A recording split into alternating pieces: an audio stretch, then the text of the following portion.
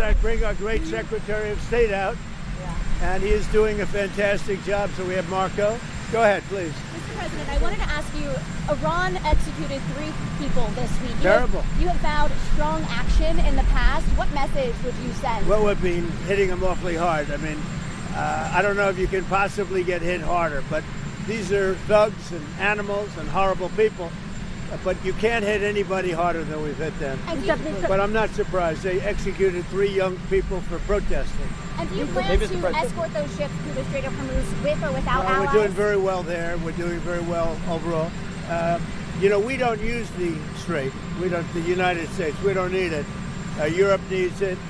Korea, Japan, China, a lot of other people. So they'll have to get involved a little bit on that one.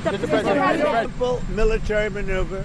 It's relatively safe, but you need a lot of help in the sense of you need ships, you need volume. And NATO could help us, but they so far haven't had the courage to do so. And others could help us, but you know, we don't use it. You know, at a certain point, it'll open itself at a certain point. But we've defeated the enemy, and they are an enemy. They're a sick group of people. The leadership is gone, the Navy is gone, the Air Force is gone, the anti-aircraft equipment that they have, the radar they have is all gone, everything's gone. The strait itself, the actual strait, how are you? Hi. The strait itself is, we're doing a good job, but it would be nice if the countries, including China, if the countries that use it, China uses it 90% of their energy, Japan is 95% of the energy. It would be nice if those countries would get involved. What did you call it?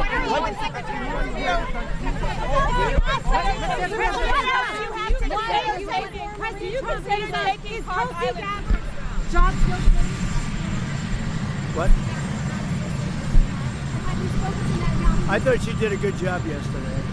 Starting at the American bases in Europe, Lindsey Graham has asked for you to reconsider the American bases in Spain, in Germany, after what they have done in the Strait of Hormuz. What's your take? Well, it deserves. He's right about asking that, and I think NATO's gone down a long way because they haven't.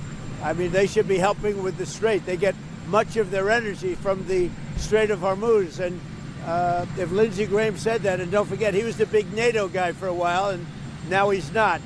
And a lot of senators and congressmen, they were big. They're very upset with the fact that NATO has done nothing. Pope Leo is calling for a ceasefire in the Middle. Pope Leo is calling for a ceasefire in the Middle East and to reopen dialogue. What do you say to the Pope? Well, look, we can have dialogue, but we don't. I don't want to do a ceasefire.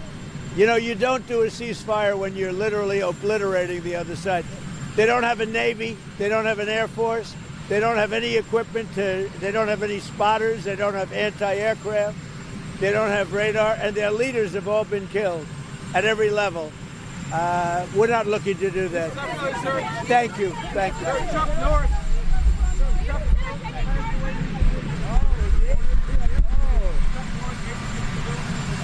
I thought he was a great guy. Wow. Yeah, he was a Chuck Norris died. I didn't know that. He was a great guy. He was a really good, tough cookie. You didn't want to fight him, I can tell you. He was a tough, great guy, and he was a great supporter. Wow, that's too bad. Tell his family highest respect. Great man. They should have acted a lot faster. Did you see that your former press secretary, Sarah Sanders, was asked to leave a restaurant by staff who felt threatened by her politics? Well, her politics are right down the center. She's a good person, and that shouldn't have happened. Where did that take place, here or in Arkansas? In Arkansas. Wow, in Arkansas. That's very surprising. I love Arkansas. I won that state by so much. I think that Sarah's going to be just fine, but it's too bad. She's a good woman, Sarah. Mr. President, the price of oil is way up. The stock market is down. Did you miscalculate the cost of going into Iran? No. We're not giving a nuclear weapon to terrorist thugs, and we're knocking the hell out of them. Their Navy's gone, their Air Force is gone, their leaders are gone. Their anti-aircraft is gone. Everything's gone. But did you expect And, the economic no, effect? I expected worse, actually. Mr. President, you still I really support... I thought that oil prices would go much higher when I did this. You still support... We just set every record in the book with Dow, with the S&P.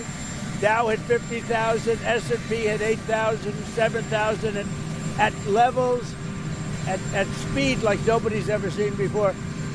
But I said I have to go off in that path and I have to take a little journey. We have to get and he would agree, but he's not going to say it. And this is not St. Patrick's Day, by the way. What are you doing with that tie? But we had to go off on a circuitous path and take care of business, and we are in the process of doing it. And I'll tell you, I think we're weeks ahead of schedule. My Secretary of State is very happy. You have a question for Marco? Yes. How soon? President Trump said this week that he can take Cuba. How soon can that happen? Well, I mean, Cuba's a disaster, and it's because of their communist government. It doesn't work.